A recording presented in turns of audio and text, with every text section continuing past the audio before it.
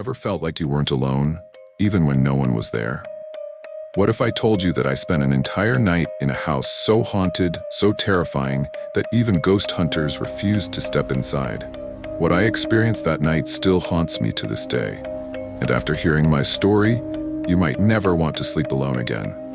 This is the true story of my night inside the most haunted house I've ever been in. It all started when my friend, Jake, dared me to spend the night in an old abandoned house on the edge of town.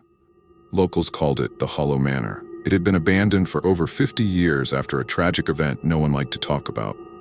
They said a family once lived there, but one night, something horrible happened. When police arrived, they found the entire family gone. No bodies, no signs of struggle, just gone. No one ever moved in after that.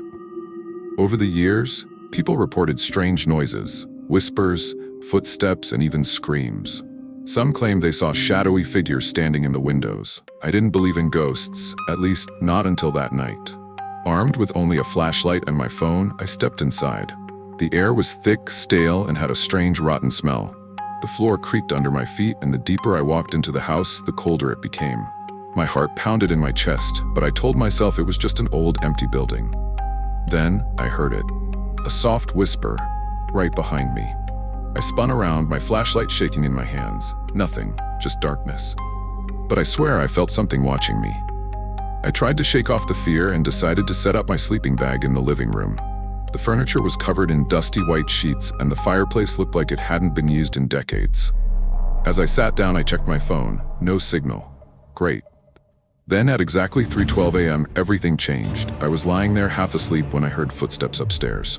Slow, heavy, deliberate. I told myself it was just my imagination, but then, bang, something slammed upstairs. My body froze. Then I heard it again, this time closer. I grabbed my flashlight and pointed it up the staircase. That's when I saw it. A tall, shadowy figure standing at the top. No face, no features, just darkness. It didn't move. It just stood there watching me. I wanted to run, but my legs wouldn't move. My breath came out in short, shaky gasps. Then in the silence, I heard a voice. A low, distorted whisper. You shouldn't be here. That was it. I grabbed my stuff and bolted out of that house faster than I ever thought possible. When I got back home, I did some research. What I found still chills me to this day. The last person who